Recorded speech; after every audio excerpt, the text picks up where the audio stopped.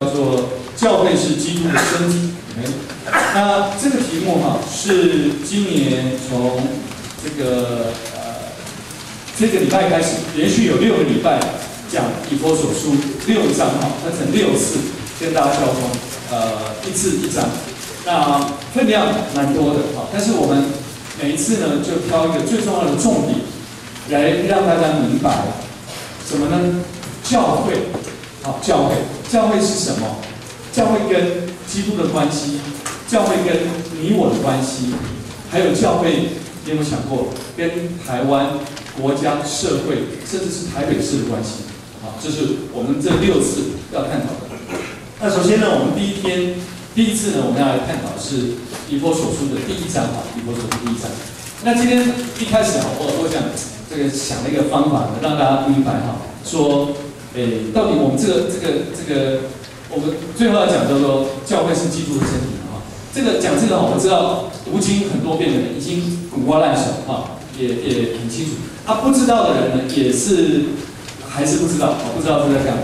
我想了一个很简单的方法大家跟我来做一下这个动作你就会印象深刻首先呢，我要借用你的手来听我的手，你要用右手左手都可以你说呢？你指的这个说这个叫头这是头没问题你说这个叫身体这个很简单这个叫做肢体，不用完全模仿我，我是稍微抬了一点这叫肢体那第2段来这个叫基督，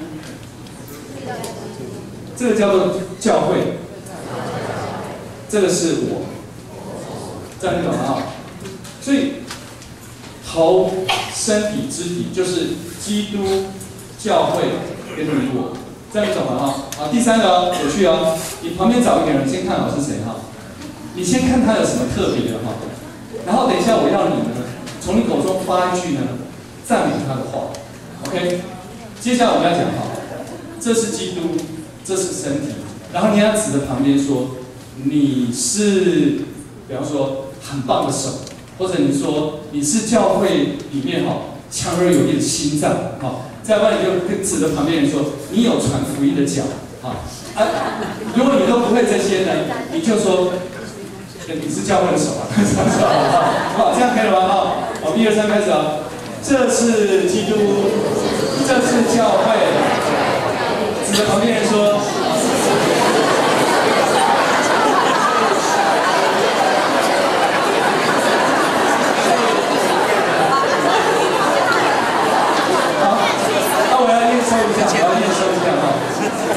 有没有人别人跟你讲说你是什么然后你说哎呦，终于被你看出来了，有没有这样的人？举手看一下。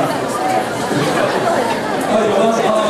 本来你不知道，结果别人说了之后你就说哎呦，被你看出来了真的，我跟你说，我们在教会里我真的是慢慢常常学会而且操练这个。你常常去观察你的弟兄姊妹，看他们的恩赐它的特点在哪里？然后你不要放在心里口难开你真的要告诉他说，我觉得你有什么什么恩赐，你知道你要跟他说，他会大大受到鼓励。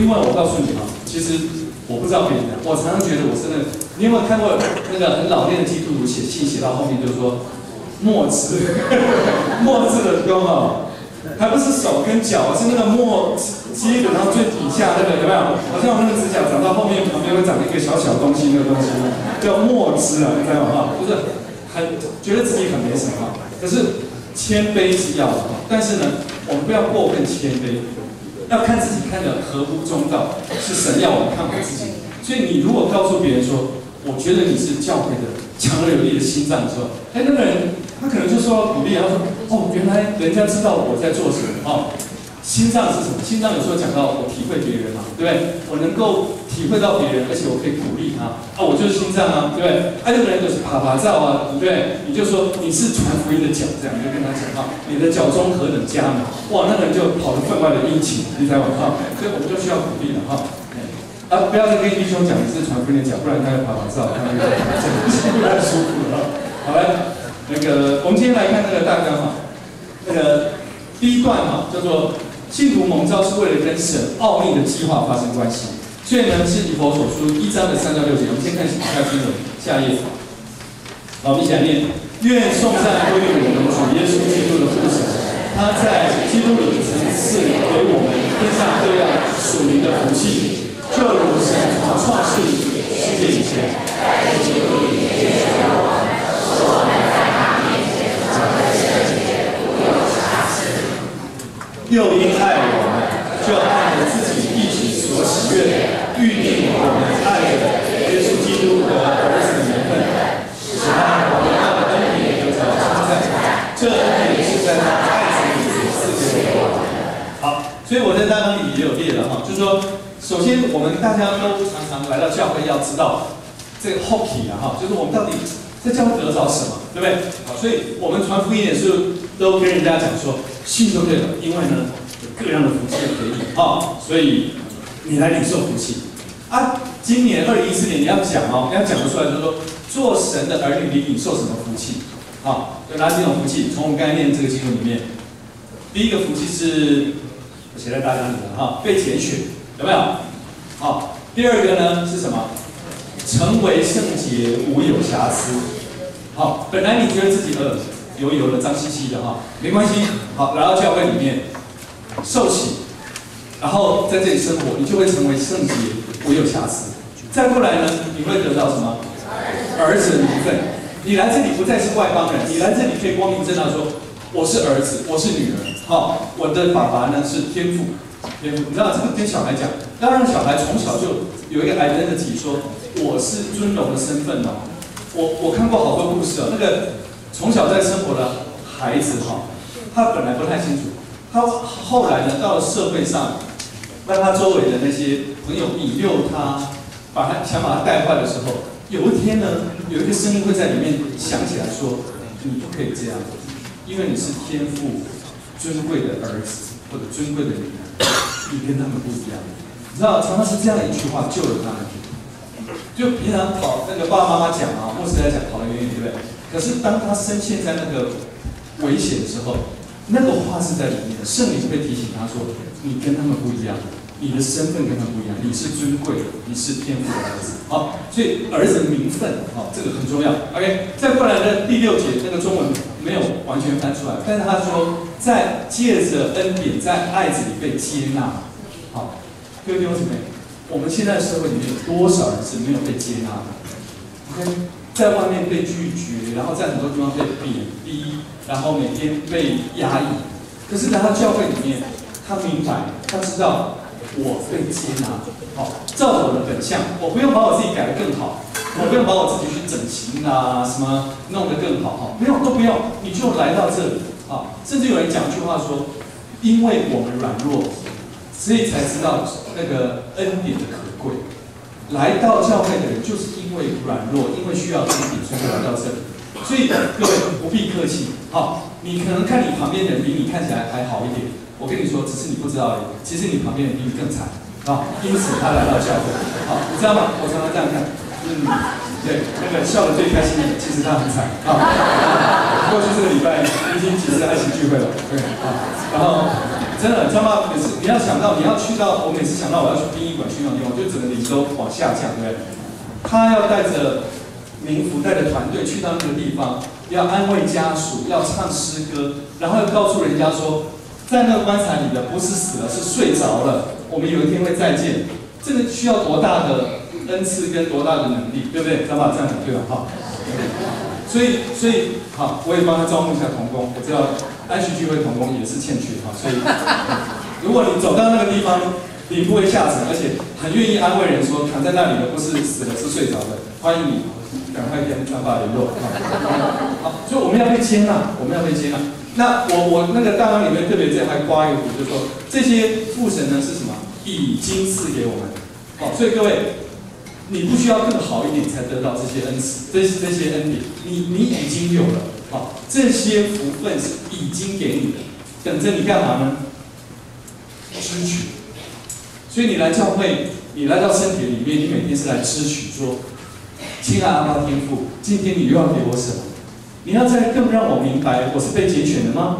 还是你要更让我明白儿子的名分有多特别？你就跟父神讲，父神就会让你知道。好，我们再往下看。OK， 以下我要讲的东西呢，叫做奥秘啊，奥秘。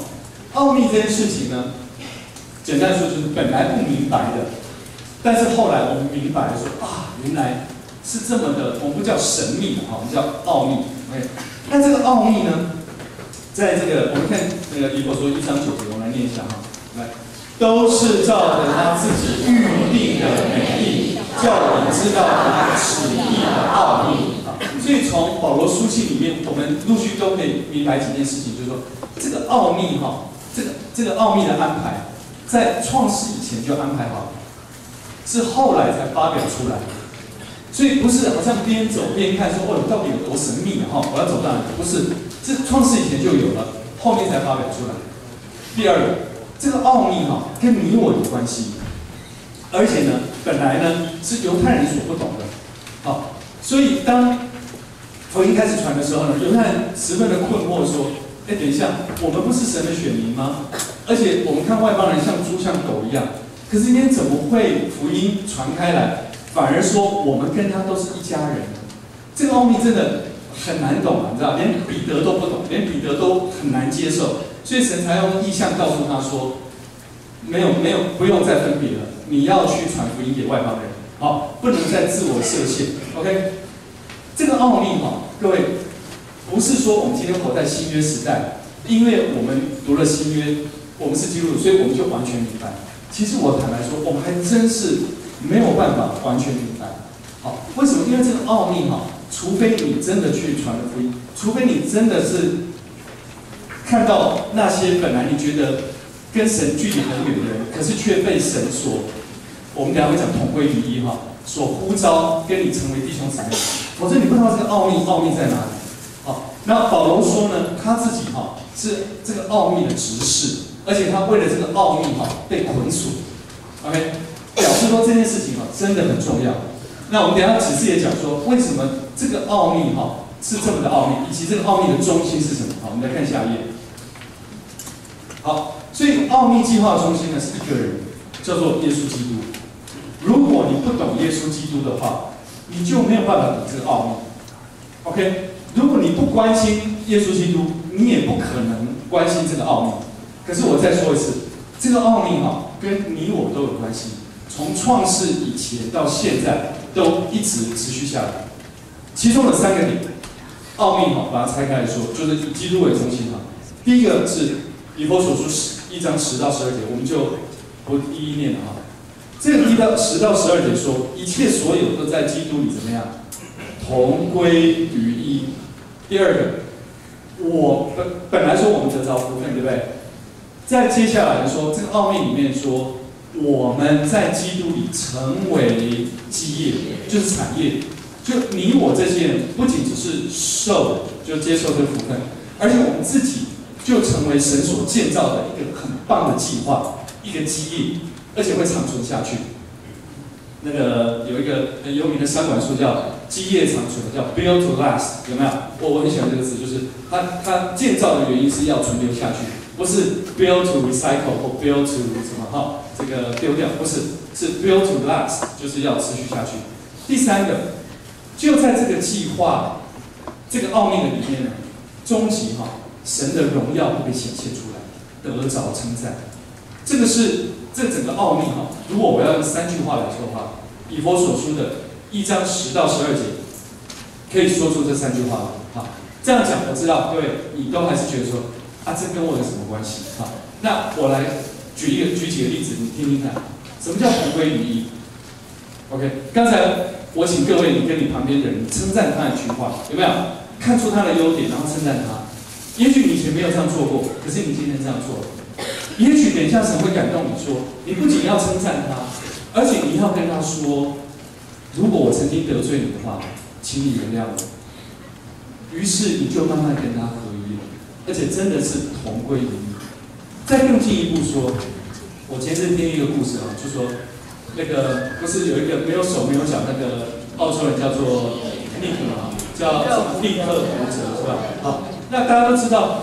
他根本这个人就是一个奇迹嘛，对不对？因为这样的人，一般的家庭根本就放在家里，不会带出去给别人看，因为很难看嘛，对不对？然后当中没有这个孩子好了哈，然后也有设想说他大概也活不久。可是哦，在基督里面，在神的家里面不是这样，他是个什么？他是个宝贝，他是神的儿子，他有尊荣的身份。因此呢，各位，这个那个呢，从小居然他就明白这个奥秘，所以你不要小看小孩子，他从小明白这个奥秘，而且他说我要去让别人看到我。各位，他有什么好看的？没有手没有脚，然后底下有一个小小的那个哈，那个他说他自称叫小鸡腿是吧？还是什么啊？他说看我，那大家就想说看你干嘛？哎，结果奇妙的事情就开始发生。他不论到哪里去看，去哪里讲，所有人都呆呆的看着他，说那个人怎么敢站在台上？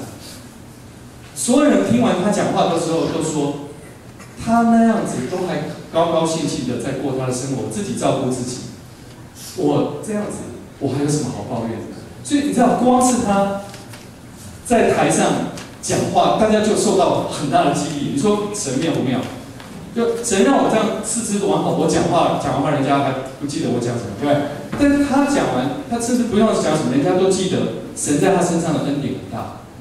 据说他最近呢去了印度，然后呢在印度传福音，对不对？好，宣讲神的话语。你知道印度很难传吧？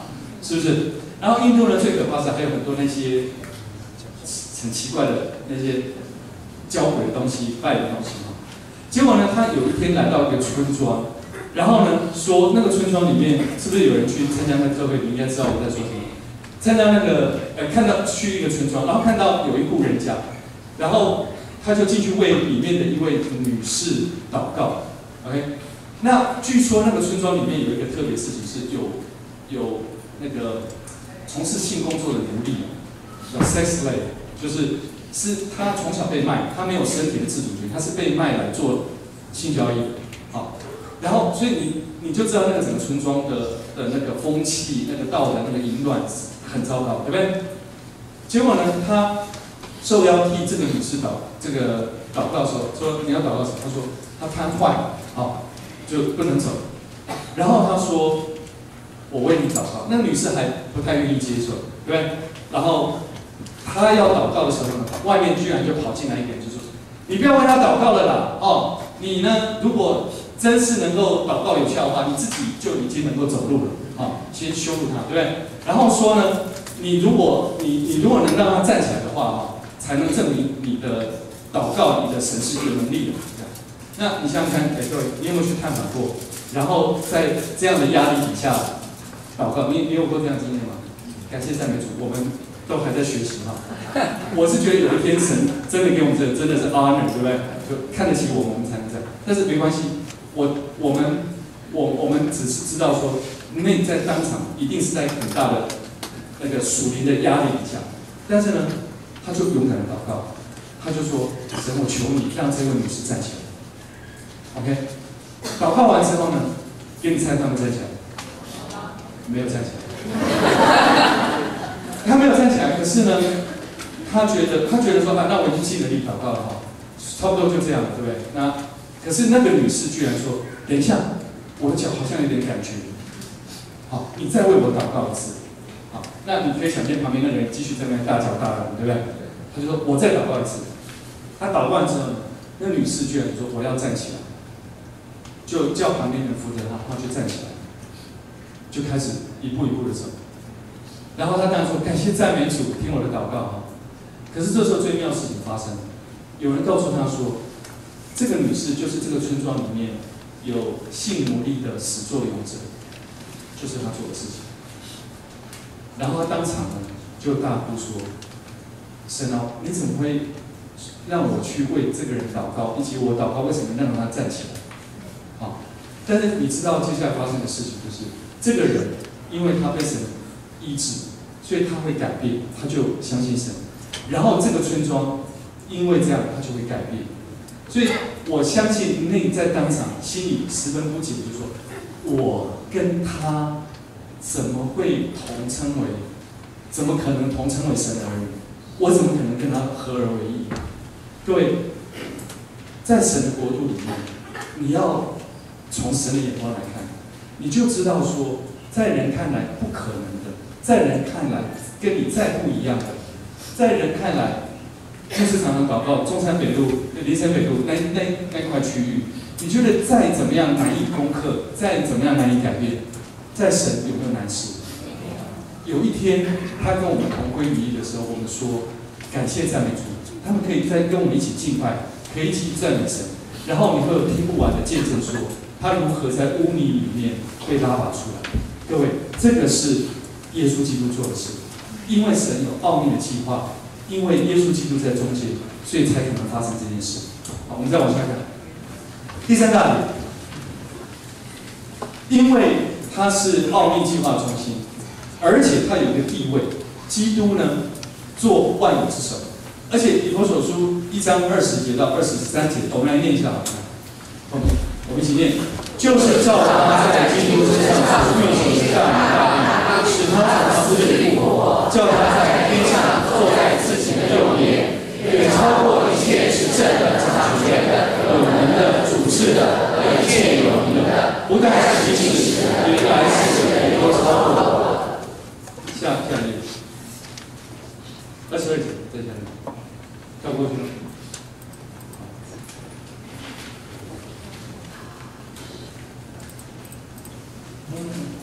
对，好了，22节，又将万有伏在他的脚下，使他为教会做万有之首。教会是他的身体，是他充满万有者所充满。各位，这句话你们很熟悉，熟悉在哪里？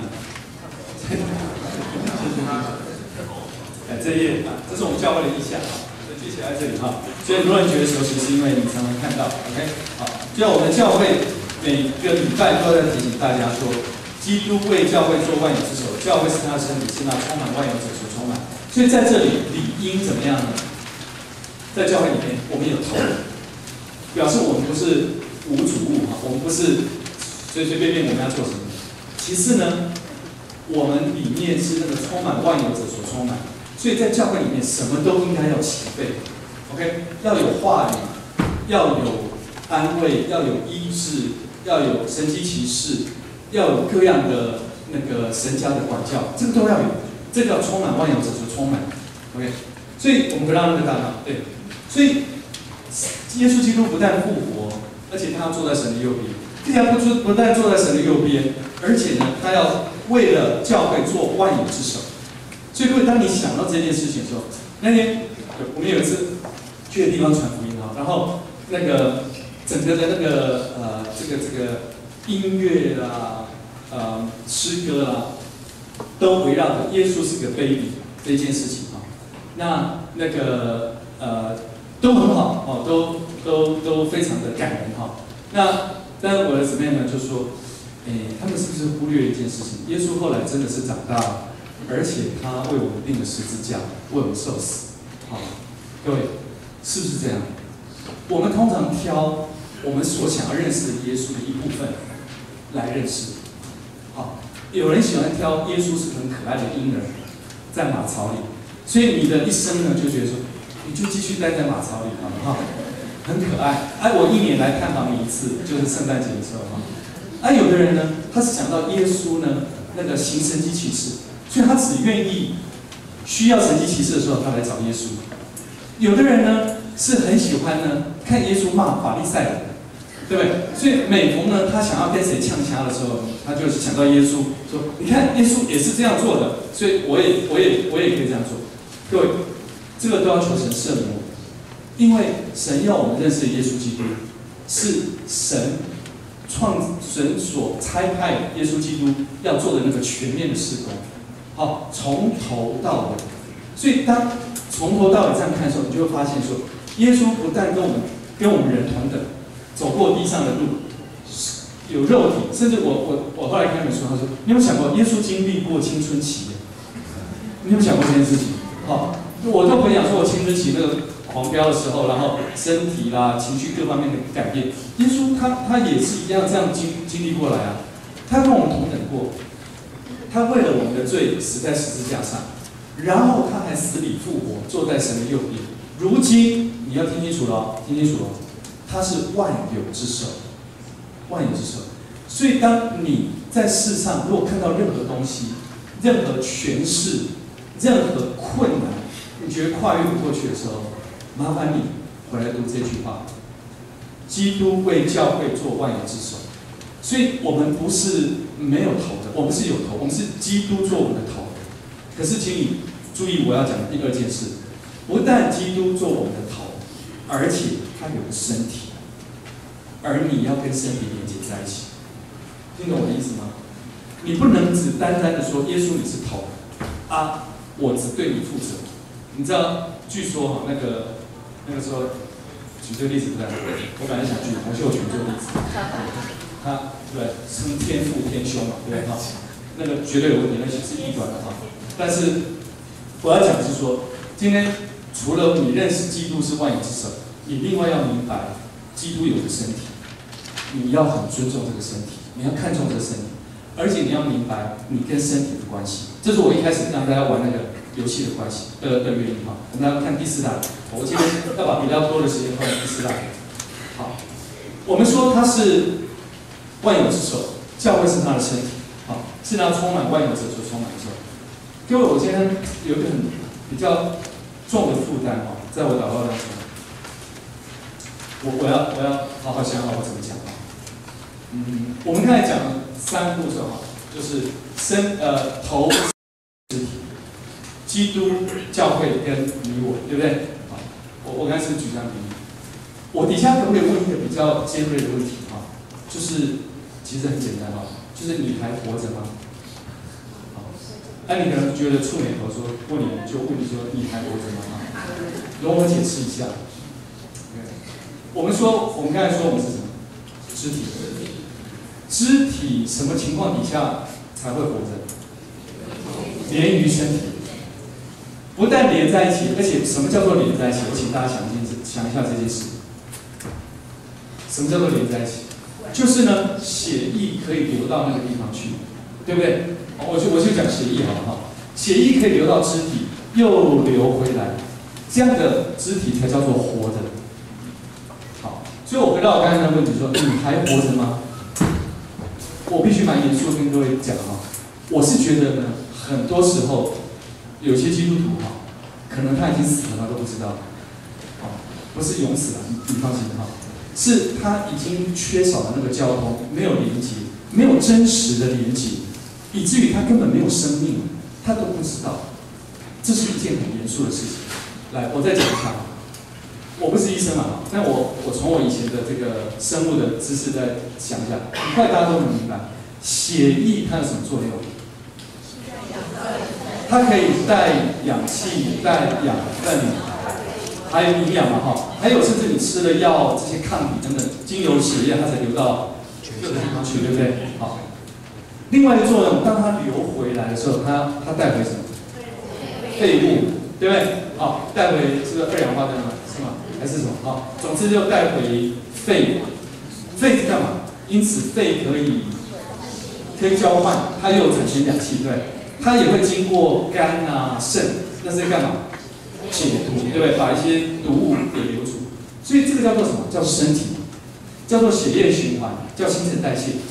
所以我觉得你有没有发现，当神说用身体跟头跟肢体来比喻基督教会跟我们的关系的时候，真有道理在这里面，你听听看哈。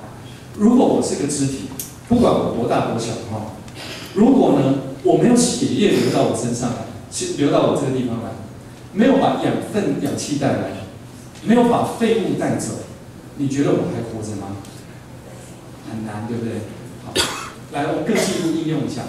当我们说血液把氧气、养分带来的时候，如果你今天坐在这里，你去到小组的里面，当你说主耶稣，我来到教会，我来到小组，我需要养分，请问你会得着什么？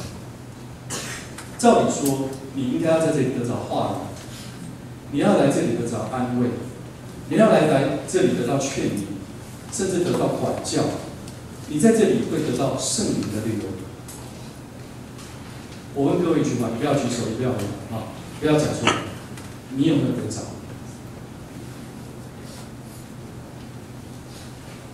我真的很严肃问大家一句话：如果你没有得着，你来干嘛？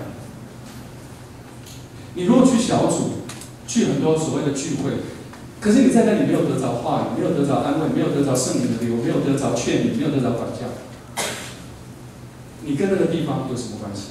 你跟基督的身体、跟头有什么关系？第二方面的应用，当你来到教会、来到小组、来到聚会的时候，我们说血液要把废物带走。废物可能是什么呢？可能是你在外面的世界，在很多不要说外面世界，我们常常讲外面世界了哈。其实我们这个人天然人就会产生很多废物，你知道吗？来，我举几个例子，你会郁闷，你会抱怨，你会愤怒，你会孤僻，你会有误解，对不对？各位，这些是有毒物质，你有没有把它排掉？还是你不断的把它累积在你里面，还觉得是很珍贵，然后越累积越多，总有一天你出问题了。所以各位，你如果来到教会、来到身体里面、来到小组里面，你如果没有办法在那个聚会当中，让圣灵的流把你这些东西带走，那你来干嘛？我请问各位，如果我们说我受洗，然后我说我是基督徒，可是我却毫不尊重头，也不觉得身体重要到哪里去。请问你，我这样子跟没有得着基督的身体有什么不一样？是一样的。所以各位，我今天的负担，你看是不是很沉重啊？我为什么这样讲呢？因为我对教会有高度的期望。我这样的想法哈，最近得到一个印证。我今天在读一些书，好像那个柳溪教会这个比尔海波斯牧师，他书不错，你们可以看一下。他的东西很简单，但是他始终有一个很重要的信息，那是什么？你知道吗？他说，教会是世界唯一的希望。你听听看这句话，我再重复一次，教会是世界唯一的希望。意思是，当这个教会的当这个世界、当这个国家的政治出了问题，社会出了问题，好，那个看见台湾以及假装没看见，好，当食品根本吃的都不安心的时候，当你的退休年金不知道在哪里的时候，其实各位这些事情，你如果就在那个地方去找答案，可以尽量做，但是你会发现很难，而且很快会让你失望。可是我非常相信，而且我看到这一句话的时候，我说阿门。我说这一句话说出说，为什么值得我们把我们的聪明才智、把我们的恩赐、把我们的生命跟教会连接？为什么？因为教会是世界唯一的希望。倒过来说，如果我们有头、有身体、有肢体，而我这个肢体并没有跟身体连接在一起的时候，我这5只手指头跑出去到处乱跑，请问你人家看到会什么感觉？人家会觉得说这是很柔美的手指头吗？不会，他会说你的主人在哪里？怎么只有手指头？你有没有这种感觉？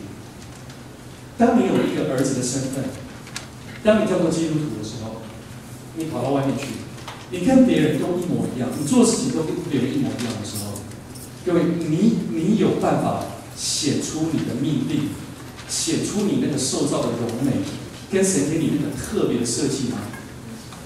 没有办法，因为神设计就不是用在那个地方。所以我现在这样正面反面讲，各位你知道我意思哈？当我们说头、身体、肢体，当我们说基督、教会、我的时候，这件事情是我们一辈子一直要发生的事情，要一直持续的事。所以什么时候这里开始发白了，那个伤口开始久久不好，久久不好就是因为血液循环差、新陈代谢差，所以它伤口久久不好。请注意，神在提醒你没有连接。所以各位，我这几年来有很大的学习，是我真的，我不但把对教会有高度的重视，而且我真的要在教会里面有弟兄姊妹，我能够跟他他说我在想什么，我必须要从他身上告诉我说我要注意什么，跟我错在哪里，而且我真的跟他听清楚哈，一起共度生命中的喜怒哀乐。这是我对教会期望，而且我觉得这样才叫做正常。所以2014年各位弟兄姊妹，如果你没有这样的关系，你来到教会，你随时可以走，别人不会注意到你；你来，别人也没有感觉到你，甚至跟你不太熟。然后你碰到事情，你也没有办法有一个弟兄姊妹跟他说，甚至你说我要祷告的时候，你找不到一个弟兄姊妹跟你一起祷告。各位，这都是警讯，血液循环不良，新陈代谢不佳，你要赶快连接。好，我们要几个具体的步骤，各位，具体的步骤我可以跟大家这个建议一下哈。2014年为时不晚，我觉得我们2014年起头立一个心愿，好不好？就是2014年底的时候，如果我有机会的话，我再来跟大家检验一下。2014年底的时候，你真的检验一下说，我今年哈有没有在跟教会的弟兄姊妹、跟基督徒，好，我们泛称一点哈，你的办公室的基督徒也可以，我有没有跟一个神的儿女，跟他实质的发生关系，跟他真的很密切，有血液的循环，而且我要你确定一件事，你跟他连接的那个人，他是不是跟教会也有深度的连接？你不要2、3个都跟教会没有连接的人跑出去取暖啊，那个都会有问题，因为2个都一样就死在外面，你知道吗？所以你没有连接，或者他们你们2个总是要连接上，你要跟个别弟兄姊妹连接，然后他又要跟教会连接，这样子你血液循环才会好。好，具体建议第2，我能不能建议大家，2014年，你从基督的眼光来看，教会在台湾干什么？教会在台北市做什么？因为这几年来呢，我觉得我学习很多，就是从基督、从神的眼光来看，教会在台湾正在做什么？很多是超过你所想象的。在台湾的各地啊，你真的仔细去看一下，教会正在做很奇妙的事情。有很多从来不愿意来的人，他来；很多也许他没有办法固定去，可是他却能够因着他周围的人变成基督徒，所以他说我也愿意变成基督徒。你知道像谁吗？艺人团体，你有没有发现？现在很多艺人站出来说我是基督徒，有没有？好，他站出来说我是基督徒，他为什么敢这样说？我记得有一次黄国伦不是我讲错了，寇绍恩牧师，他在我们教会传福音，你记不记得他讲说艺人团体多难搞？有没有？好，你说我们今天诗班上来50个人穿一样的衣服，对不对？诗班那个艺人，你叫5个人上来，5个人衣服都不一样，你叫他穿制服是不可能的事，因为艺人就是要表现出他的个性嘛，对不对？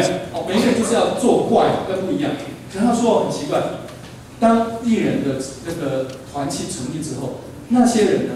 不用叫，他自己就会跑来；叫他唱歌，他就唱歌；叫他站到后排去，他就站到后排去。我听他讲，我才知道说艺人站后排是多么困难的一件事，因为大家都马上站在前面，对不对？我今天来到这里搞半天，人家说你在哪里？我站在后排。好，但是他说那个团体里面艺人甘心情愿站在后排，好奇怪。所以这就是台湾正在发生的事情，教会正在改变台湾。你要不要了解教会正在做什么？你愿不愿意投身在其中，让你跟教会成为改变台湾的重要动力？我只提这2点，我再讲一次哈。2014年增加你跟弟兄姊妹还有教会的连接。其次，从基督的眼光来了解教会在台湾正在做什么。我们最后再唱一首诗歌，然后我们有一点回应哈。我们来今天多一点祷告，我们来回应圣灵正在提醒我们的事。提醒我们为什么基督是我们的头，提醒我们为什么身体这么的重要。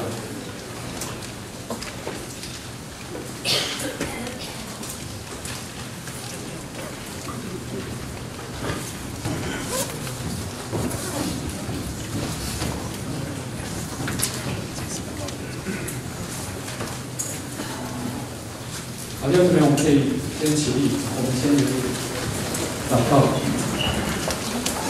我知道今天圣灵有在对我们当中的人说话。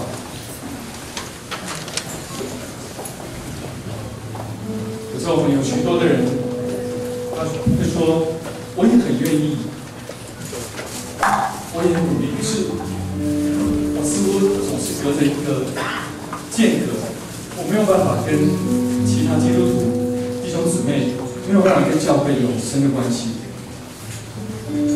但是没有关系，当我们今天领受神的话语的时候，我相信神一定会开路给你，一定会给我们机会，一定会来让我们2014年有一个大的突破。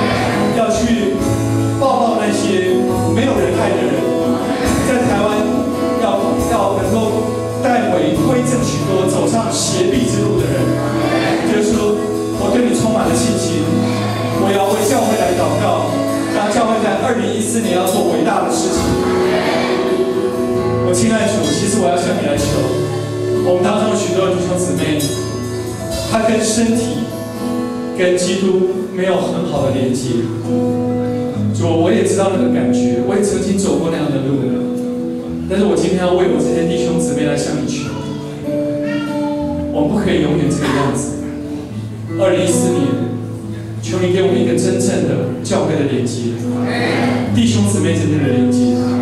求你真的赏给我们，你说身体的时候，真的像身体那样有血液的供应，有各种养分的供应。我知道这是你所应许的，我必定能够得着。我当中的许多弟兄姊妹正在向你呼求，他说主啊，求你赏给我，赏给我各位可以跟我一起祷告，可以扶持我，可以让我交心的基督徒朋友，让我可以在这当中找到肢体，找到我的身体，我愿意连接。求你听他们的呼求，求你此刻加给他们的信心，甚至把一些人的名字，把一些人的脸放在他们心里面，让他们知道会后他们就可以去找这些基督徒，找这些弟兄姊妹。我谢谢你，谢谢你这样的鼓励我们，谢谢你给我们一个美好的主日。这样祷告，奉主耶稣基督的名。